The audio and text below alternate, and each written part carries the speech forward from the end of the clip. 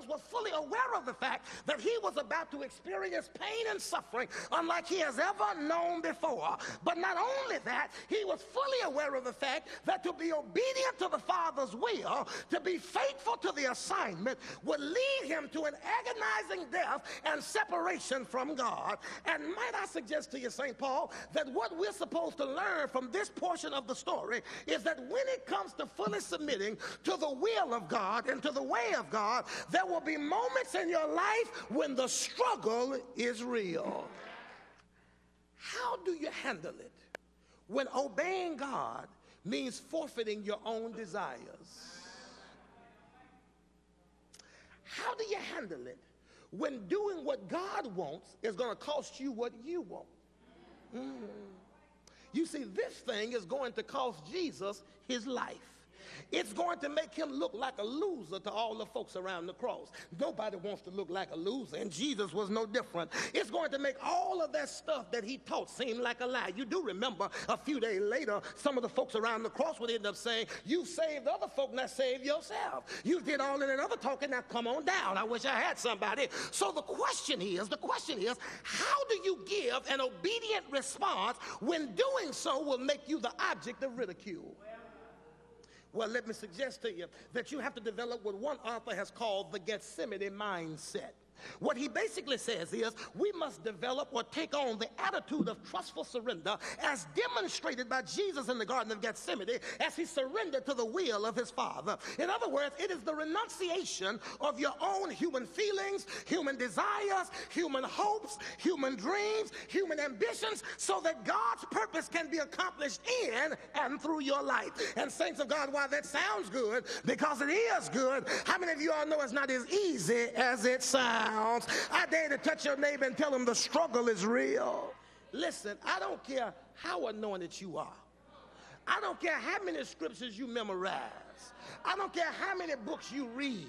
I don't care how many services you attend. There will come a moment in your life where the struggle is real. Have I got any help in here? Anybody honest enough to admit that you love the Lord, you're committed to the Lord, but you have some moments in your life where the struggle is real? Let me raise the question, how do I handle it when the struggle is real? Here's the first thing. Don't give a public face to a private fight. It's about to get good now. It's about to get good now. Listen, don't give a public face to a private fight. Here's what I mean. Some struggles are not to be seen by everybody. You got to know how to put on the right face at the right time and in the right place. I wish I had somebody. See, everybody doesn't need to know what you're dealing with, because everybody can't handle the fact that you're struggling based on who they think you are. If I promise not to push this, can I just drop something and move on? I mean, I don't want to push it. I don't want to unpack it. I don't want to exegete it. I just want to drop it and move on. Is that all right? Are you sure you can handle it? Here I come. Facebook is not a pulpit, and you're not a preacher.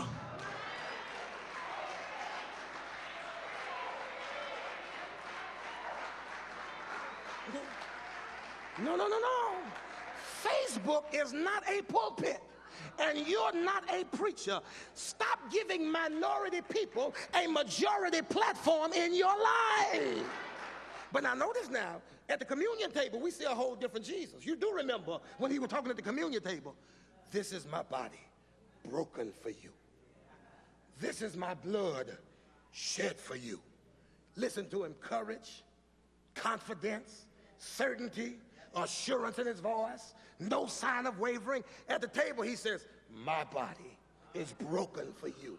My blood is shed for you. But by the time he get to the garden, something changed. He's singing a whole different song. I mean, how do you go from my body broken from you to saying, Daddy, send somebody else? What happened? Was Jesus flogging? Was he fronting? Was Jesus putting on? Do I have to tell the people of St. Paul that Jesus is a phony?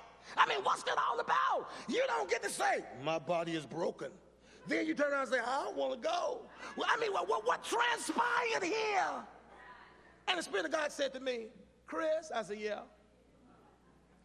He wasn't being phony. I said, then you better tell me something so I can tell the folk of St. Paul. I said, because based upon looking at the text, I got a problem here. It appears that Jesus was being funny. He talking about my body broken, my blood shed. Now he's talking about he don't want to go. Help me understand. He said, it wasn't that he was being phony. You need to understand Jesus knew how to act around the table. Okay, you missed it. You missed it. You missed it.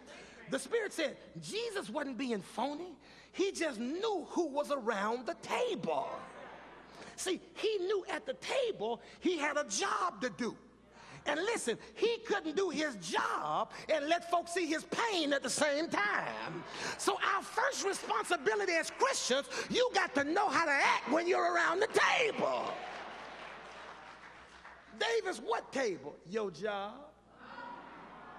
What table? Your house. What table? Your church. What table? Your friendship circle. What table? Your Facebook page. Come on, talk to me, somebody.